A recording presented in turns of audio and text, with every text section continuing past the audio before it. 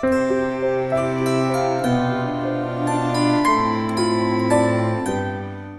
வியாதி அதிகமாயிட்டு இருக்கு அப்படிங்கிறது 15 வருஷமா பேசிட்டு இருக்கிற விஷயம். ஆனா இன்னைக்கும் இந்த வருஷமும் கூட ஒட்டுமொத்த உலகத்தில் நீரிழிவு நோயாளிகள் அதிகமா இருக்கிற இடம் இந்தியா தான். அது மட்டும் முக்கியமான செய்தி இல்ல, தமிழகம் தான் முதலிடத்தில் இருக்கு நீரிழிவு நோயில். யோசிச்சு பாருங்க, நம்ம பேசிக்கிட்டே இருக்கிறோம், ஆனா ஒரு பக்கம் இது உருவாகி கொண்டே இருக்கு. அப்படின்னா ஏன் இது புதிய நீரிழிவு நோயாளிகள் இவ்வளவு தூரம் பேசினாலும் அப்ப உண்மையிலே இன்னும் சக்கரை நிறைய சாப்பிட்டுட்டு இருக்காங்களா, இன்னும் உடல் உழைப்பு குறைவா இருக்கா, மரபு ரீதியா பரவி கொண்டிருக்கிறதா, இல்லை என்றால் மன அழுத்தம் அதிகமாகி கொண்டே இருக்கிறதான்னு பார்த்தா புதுசா ஒரு விஷயத்த காரணம் காட்டுறாங்க. நாங்கள் படிக்கும் போது இல்லாத காரணம், இவ்வளவு நாள் பேசப்படாத காரணம், சர்க்கரை நோய்க்கு நீரிழிவு நோய்க்கு மிக முக்கியமான ஒரு காரணமாக சொல்லப்படுகிற காரணம் என்ன தெரியுமா? காற்று மாசுபடுதல் சொல்லியிருக்காங்க. ஏர் பொல்யூஷனால டயபெட்டிஸ் வரும்னு எங்கேயுமே கிடையாது. ஒரு 20 வருஷத்துக்கு முன்னாடி எந்த மருத்துவ புத்தகங்கள்லையும் கிடையாது, 5 வருஷத்துக்கு முன்னாடி கிடையாது. இன்றைக்கு உலக சுகாதார அறிவிச்சுட்டாங்க. ஏன் இந்தியாவில் கூடிக்கிட்டே இருக்குன்னா, வெறுமன அரிசி சாப்பிட்டாங்க, கிழங்கு சாப்பிட்டாங்க, மன அழுத்தம் மரபு மட்டும் இல்லடா, அந்த ஊர்ல கண்ணா அப்படின்னான்னு காற்று மாசுபட்டு கொண்டு இருக்கிறது.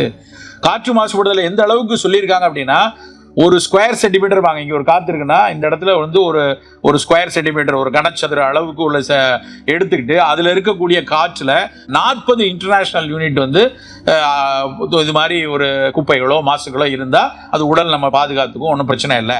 அதிகபட்சம் போனா 50 இருக்கலாம்டா அப்படிங்க. கும்மிடி பூண்டுல இருந்து மீனம்பாக்கம் வரைக்கும் 288 இருக்கு. 288 சஸ்பெண்டட் பார்ட்டிகிள் அப்படிம்பாங்க. காற்றுல மிதந்து கொண்டிருக்கிற மாசுக்களின் அளவு 288 இருக்கு.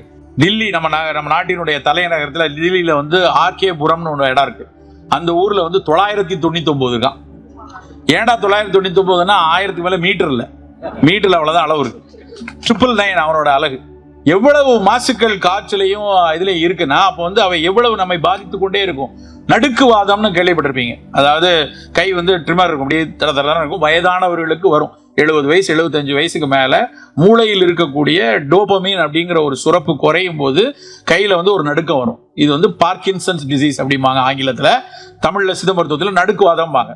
இது திரும்ப திரும்ப சொல்லிக் கொடுக்கப்பட்டது என்ன அப்படின்னா, 65-70 வயசுக்கு மேல மூளையில் சில சுருக்கங்கள் வரும். அவருடைய வேலை அழுத்தத்தை பொறுத்து, மன அழுத்தத்தை பொறுத்து, அவர் சாப்பிட்ட உணவுகள், அவங்களோட எக்ஸ்போஷரை பொறுத்து அவங்களுக்கு 70 வயசு கிட்ட வரும்போது மூளை சுருக்கம் வரும். இந்த சிடி எடுப்பாங்க, ஸ்கேன் எடுத்து பார்த்தா போடுவாங்க, ஏஜ் ரிலேட்டட் செரிப்ரல் அட்ரோபி அப்படின்னு போடுவாங்க. அதாவது வயதானதால் ஏற்பட்ட மூளை சுருக்கம். இதெல்லாம் நோய் இல்லப்பா அப்படின்னு சொல்லுவாங்க. அந்த மூளை சுருக்கத்துல சிலருக்கு அது அந்த டோபமைன் சுரப்பு குறைஞ்சிரும். அதனால வயதான இந்த நடுக்குவாதம் வரும். இன்னைக்கு என்ன சொல்றான் அப்படின்னா, சொல்றது இல்லை, எங்களுடைய மருத்துவமனையில ஒரு 3 மாதத்துக்கு முன்னாடி வேலூர் மாவட்டத்தை சேர்ந்த ஒரு நண்பர் ஒருத்தர் 32 வயசுல நடுக்குவாதத்தோட வர. 32 வயசு வர எல்லாம் ஏகப்பட்ட சோதனை பண்ணி பார்த்தாச்சு, எதுவும் எல்லாம் நார்மல். 32 வயசு நடுக்குவாதம், அவருக்கும் டோபமைன் குறைஞ்சிருக்கு. என்ன காரணம் அப்படின்னா, இந்த நடுக்குவாதம் இனி வரக்கூடிய நாட்கள்ல மிகப்பெரிய அளவுல வரும். காரணம் காற்று மாசுபடுதல் அப்படிங்கிறாங்க. நம்ம மூளைக்கு நம்மளுடைய தாய்மார்கள் ஒரு மகவை சுமக்கும் போது கருப்பைக்கெல்லாம் ஒரு பிரத்யோகமான ஒரு குணம் உண்டு. என்ன அப்படின்னா, மூளைக்குள்ள சில விஷயம் உள்ளே போக முடியாது.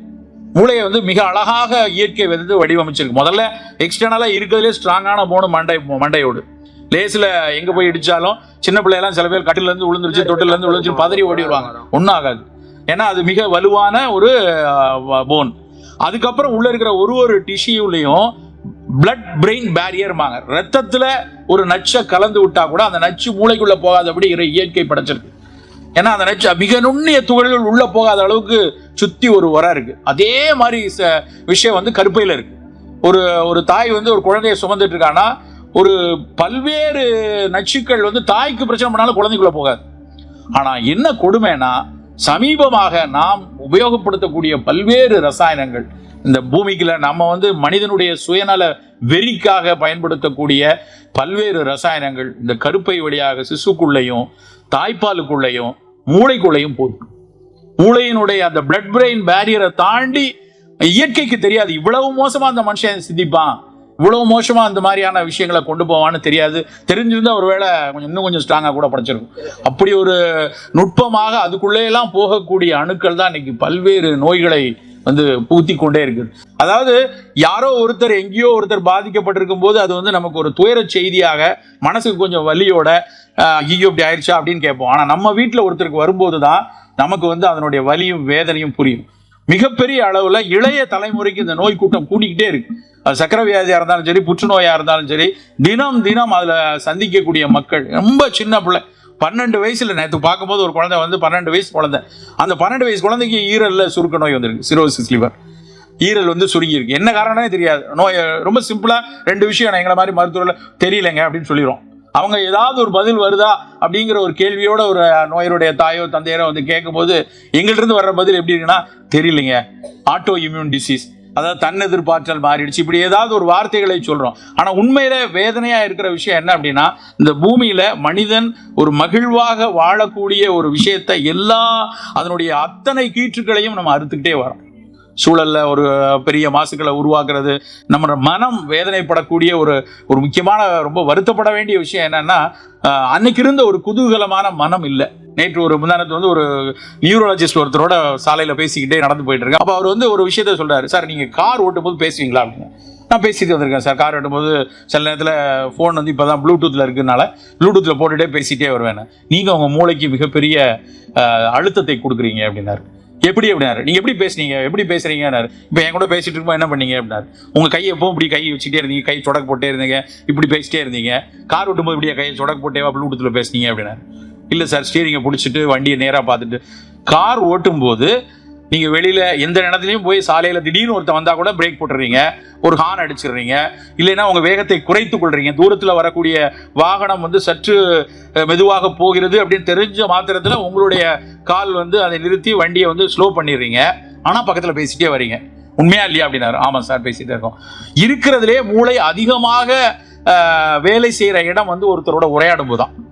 அப்போ பேசிட்டு இருக்கும்போது நீங்க கையை காலை மடக்கி நீட்டி பேசிட்டு இருக்கும்போது ஒரு விஷயத்த தெளிவா பேசிட்டு இருக்க அதே நேரத்தில் ஒரு சாலையில வண்டி ஓட்டுறீங்க அப்படின்னா இந்த மூளைக்கு வந்து 2 விதமான அழுத்தம் கொடுக்குறீங்க. இந்த வேலை செஞ்சுட்டு இருக்கும்போது இதுவும் சாலையும் ஒழுங்கா ஓடணும், இவன்ட்டையும் சரியா இவன்ட்டு வளரக்கூடாது, பக்கத்துல தவற பேசக்கூடாது, மிக கண்ணியமா பேசணும், இப்படி எத்தனையோ விஷயங்களை வைத்துக்கொண்டு மூளை செய்யும் போது அது ஒரு அழுத்தத்தை கொடுக்கிறது.